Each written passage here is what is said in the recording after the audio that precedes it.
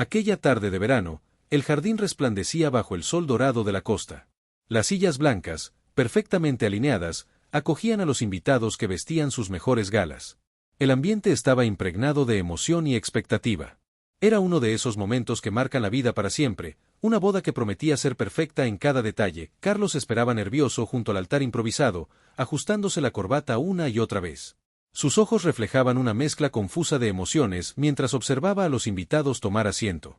Su mejor amigo Miguel le dio una palmada en el hombro, intentando tranquilizarlo, pero algo en su interior seguía inquieto. Nadie lo sabía entonces, pero lo que estaba a punto de ocurrir cambiaría para siempre no solo su vida, sino la de todos los presentes. Cuando la música comenzó a sonar, todos giraron para ver a Lucía caminando por el pasillo. Su vestido, que había elegido con tanto cuidado durante meses, brillaba bajo la luz del atardecer. Su rostro, parcialmente cubierto por el velo, no podía ocultar su sonrisa radiante. Avanzaba con pasos lentos, del brazo de su padre, quien luchaba por contener las lágrimas. Fue entonces cuando sucedió. Al llegar al altar y quedar frente a frente, Carlos no pudo contenerse. Una risa nerviosa escapó de sus labios. No fue una pequeña sonrisa, sino una verdadera carcajada que retumbó en el silencio solemne del jardín. Los invitados contuvieron el aliento, mirándose unos a otros con expresiones de asombro e incomodidad. El rostro de Lucía se transformó. La sonrisa desapareció de sus labios, reemplazada por una expresión de confusión y dolor. Las lágrimas comenzaron a formarse en sus ojos. ¿Te estás riendo de mí? ¿En nuestra boda? Susurró con voz quebrada, apenas audible para los más cercanos. El padre de Lucía dio un paso al frente, su rostro enrojecido por la indignación. La tensión podía cortarse con un cuchillo. Algunos invitados comenzaron a ponerse de pie, preparándose para lo que parecía ser el final abrupto de una ceremonia que apenas comenzaba, pero entonces, Carlos tomó las manos de Lucía entre las suyas. «No me estoy riendo de ti», dijo con voz entrecortada. «Me río porque no puedo creer la suerte que tengo. Porque mírate, eres perfecta, y yo soy un desastre. Me río porque estoy aterrorizado de no ser suficiente para ti». El silencio se hizo más profundo. Lucía lo miraba fijamente, intentando descifrar la verdad en sus palabras. La tensión se mantenía en el aire como una cuerda a punto de romperse. «Cuando éramos niños y te jalaba el cabello en el patio del colegio, nunca imaginé que estaría aquí, a punto de prometerte amor eterno», continuó Carlos. «Me río porque la vida es increíble, porque de todos los caminos posibles, el mío me trajo hasta ti». Una lágrima rodó por la mejilla de Lucía, pero ya no era de dolor. Algo había cambiado en su mirada. Lo que ocurrió después dejó a todos los presentes sin palabras. En un gesto que nadie esperaba, Lucía hizo algo que transformó por completo el significado de ese momento. Su reacción desafió todas las expectativas y reveló una verdad profunda sobre el amor verdadero, ese que va más allá de las apariencias y las convenciones sociales. Ese día, lo que comenzó como un momento de tensión y potencial desastre, se convirtió en una lección inolvidable sobre el perdón, la vulnerabilidad y la auténtica conexión entre dos personas. Los invitados que habían contenido el aliento, ahora eran testigos de algo extraordinario, algo que muchos buscan toda la vida sin encontrar. Mientras el sol comenzaba a ocultarse en el horizonte, bañando el jardín con su luz dorada, la historia de Carlos y Lucía apenas comenzaba a escribirse. Y lo que vendría después, nadie podría haberla anticipado. Lucía, con lágrimas aún brillando en sus ojos, dio un paso adelante y, para sorpresa de todos, comenzó a reír también. Su risa, primero tímida y luego cada vez más sincera, se mezcló con la de Carlos, creando una melodía única que desconcertó aún más a los presentes. El padre de Lucía, que segundos antes parecía a punto de llevarse a su hija lejos de allí, relajó lentamente su postura, observando la escena con desconcierto. «Tonto», susurró ella, golpeando suavemente el pecho de Carlos. «Yo también estoy aterrorizada. ¿Crees que es fácil estar aquí, frente a todos, prometiendo algo que durará toda la vida? Cuando te vi riendo pensé lo peor, pero ahora lo entiendo, es exactamente como me siento yo también». Los invitados empezaron a intercambiar miradas, algunos sonriendo, otros aún confundidos. El oficiante de la ceremonia carraspeó discretamente, sin saber si debía continuar o esperar. La abuela de Carlos, sentada en primera fila, se secaba una lágrima mientras asentía con aprobación, como si siempre hubiera sabido que estos dos estaban destinados a entenderse incluso en los momentos más insólitos. Lo que nadie sabía es que aquella risa escondía mucho más que nervios. Solo Carlos y Lucía conocían la verdadera historia, una que comenzó 20 años atrás en aquel patio de colegio donde él no solo le jalaba el cabello, sino que también le entregó su primer dibujo torpemente hecho, un retrato de ellos dos tomados de la mano bajo un enorme sol sonriente. El dibujo se había perdido con los años, o eso creían todos. Sin embargo, esa misma mañana, mientras Lucía se preparaba para la boda, su madre le entregó una pequeña caja de madera que había guardado todo ese tiempo. Tu padre quería dártela justo antes de la ceremonia, pero olvidó traerla.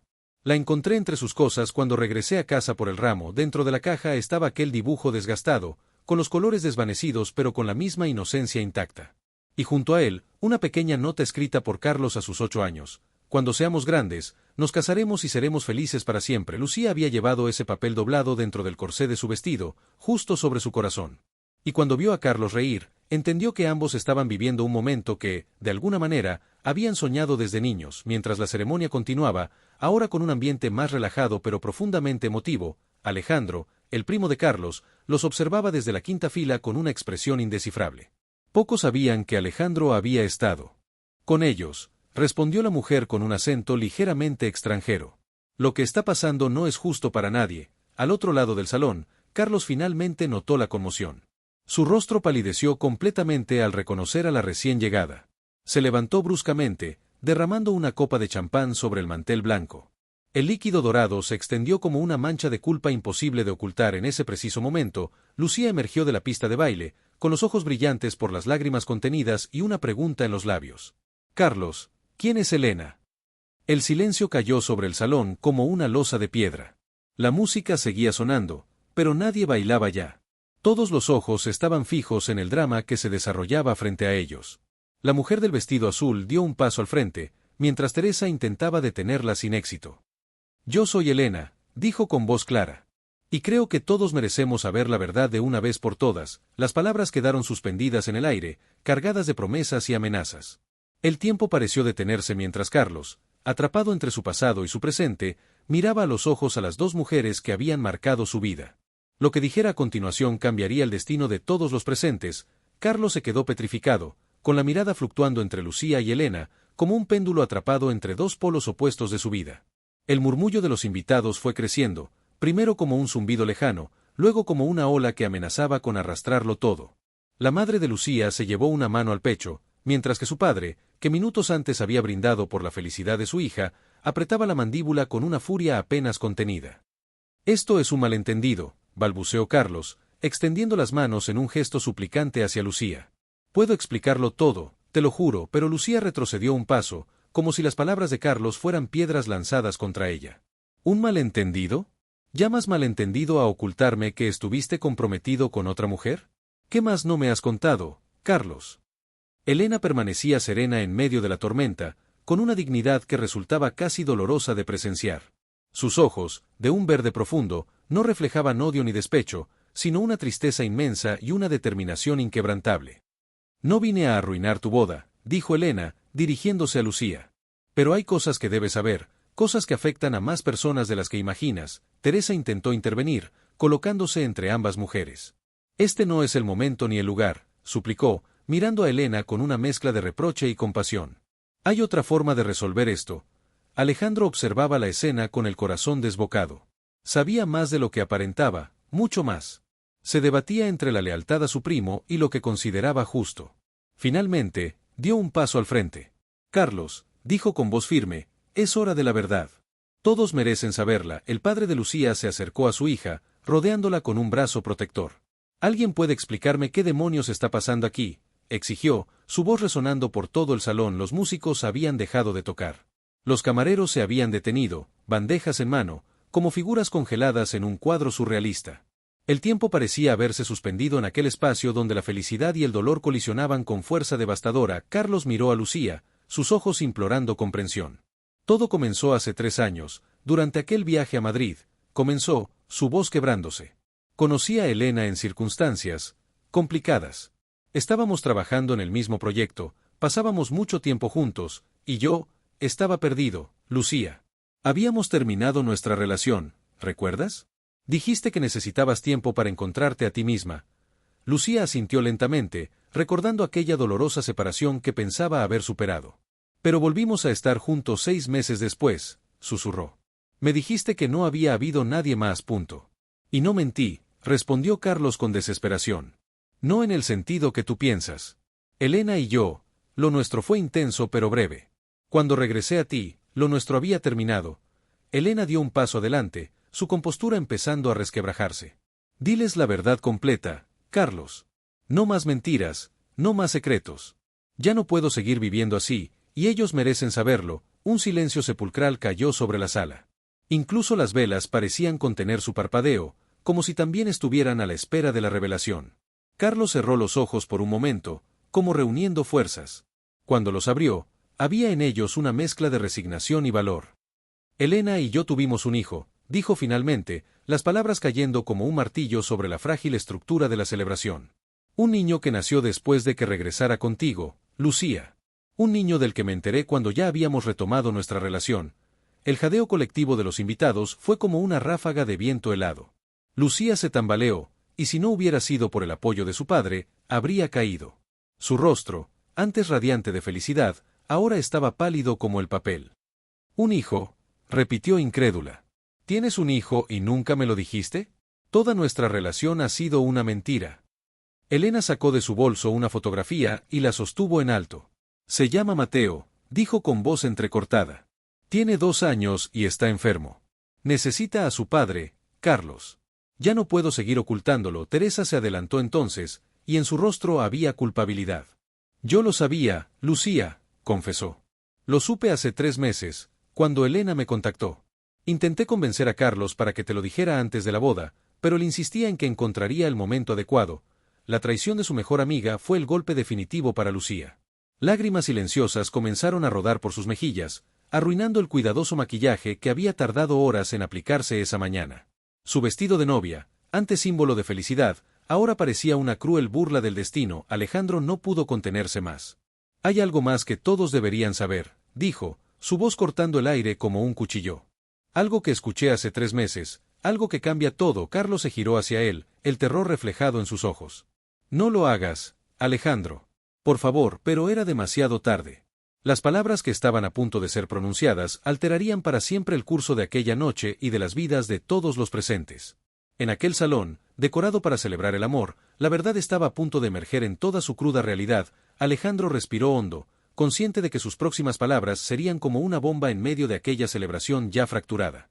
El silencio era tan denso que podía palparse, como una niebla que envolvía a todos los presentes, paralizándolos en un momento suspendido entre la verdad y la ilusión. «Hace 3 meses», comenzó Alejandro, su voz firme a pesar del temblor de sus manos, «escuché a Carlos hablar con David en el bar. Le confesaba que este matrimonio era un error, que se sentía atrapado». Hizo una pausa, buscando las palabras exactas. «Pero no por lo que todos están pensando ahora. No era por Elena, ni por el niño. Era porque había descubierto algo sobre Lucía, algo que le había destrozado el corazón». Todas las miradas se volvieron hacia Lucía, quien palideció aún más si eso era posible. Sus labios se entreabrieron, pero ningún sonido emergió de ellos. Era como si la acusación la hubiera convertido en una estatua de sal, incapaz de defenderse. «Carlos descubrió que durante vuestra separación, mientras él estaba en Madrid, tú también ocultaste algo. Algo que descubrió por casualidad al revisar viejos correos buscando un contrato». Alejandro miró a Carlos, cuyos ojos reflejaban una súplica desesperada. «Y en lugar de hablarlo contigo, decidió enterrarlo. Pensó que casándose, formando una familia, podría olvidarlo todo. Pero no pudo. Nadie puede construir felicidad sobre mentiras, por ambas partes que sean». La madre de Lucía se acercó a su hija, protectora. «¿De qué está hablando este hombre, cariño?», preguntó con voz temblorosa. Lucía miró a Carlos, y por primera vez desde que Elena había irrumpido la celebración, no había reproche en sus ojos, sino un terror desnudo. «No lo sé, mamá», respondió con un hilo de voz que no convenció a nadie. Carlos dio un paso hacia ella, y sorprendentemente, tomó su mano. Lucía no la retiró. «No importa ya», dijo él con suavidad. «Todos cometemos errores, todos tenemos secretos. Yo no tenía derecho a juzgarte». Teresa observaba la escena con creciente inquietud. Conocía a Lucía mejor que nadie, y podía leer en su rostro que había algo más, algo que ni siquiera ella, su mejor amiga, sabía. Algo que quizás explicaría la extraña melancolía que a veces nublaba los ojos de su amiga en momentos inesperados. Elena, que había permanecido en silencio durante este nuevo giro de acontecimientos, se acercó. En su mano todavía sostenía la fotografía del pequeño Mateo. «No vine a destruir vuestras vidas», dijo con una dignidad que contrastaba con las lágrimas en sus ojos. «Vine porque mi hijo está enfermo. Necesita un trasplante de médula, y los médicos dicen que su mejor oportunidad es un familiar directo. Te he estado buscando por meses, Carlos, desde que supimos del diagnóstico. Cuando descubrí que ibas a casarte». Un nuevo murmullo recorrió la sala. La revelación de la enfermedad del niño transformó la indignación en compasión, al menos en parte de los presentes.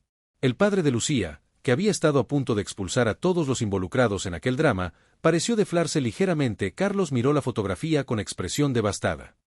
«¿Por qué no me lo dijiste antes?», preguntó, su voz quebrada por la emoción. «Habría estado allí, habría ayudado. Lo intenté», respondió Elena. «Te envié correos, mensajes, llamé a tu oficina. Pero nunca respondiste.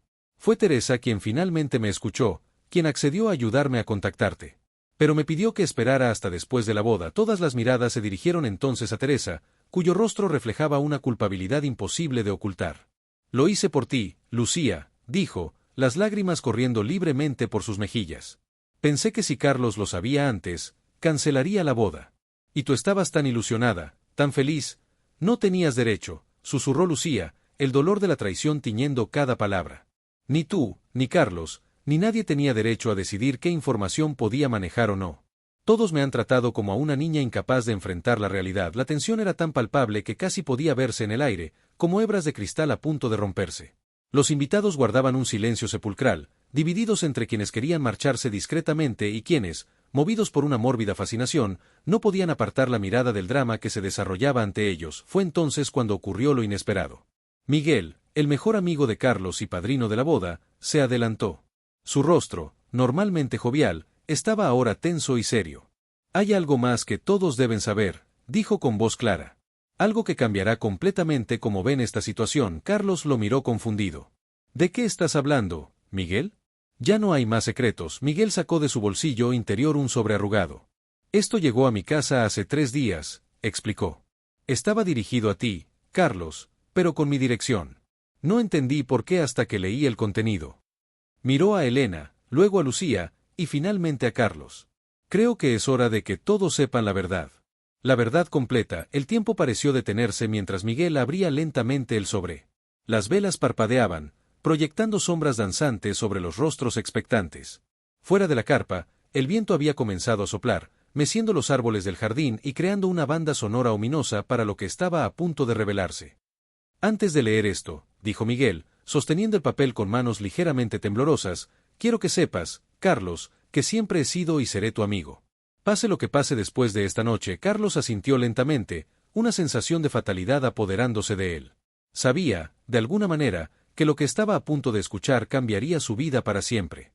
Y por la expresión en el rostro de Miguel, no sería para mejor. Miguel desplegó el papel, tras un último momento de duda, comenzó a leer con voz clara que resonó en el silencio sepulcral del salón: «Resultados de la prueba de paternidad», comenzó a leer Miguel, su voz resonando en el silencio sepulcral.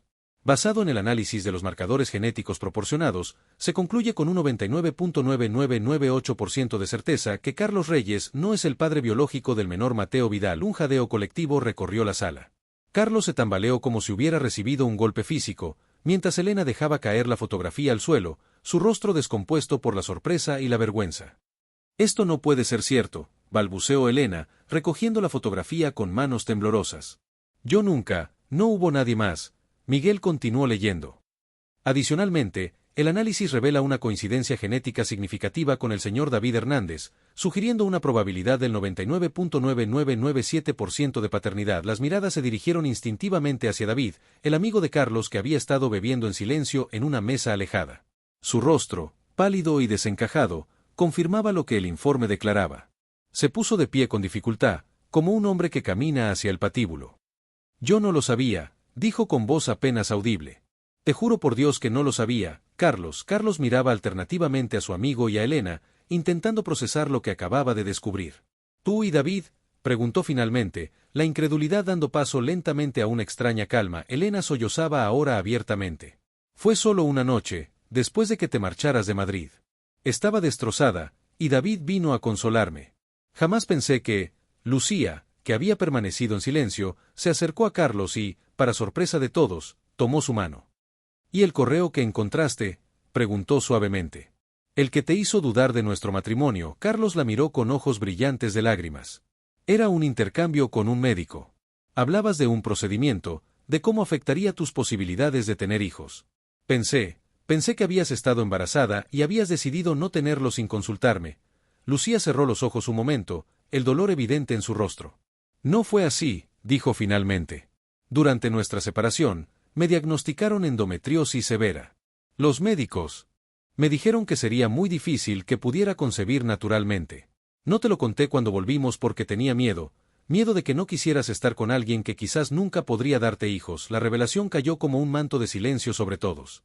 Las piezas encajaban ahora, dolorosamente, los miedos no expresados, las verdades a medias, los secretos guardados por temor al rechazo.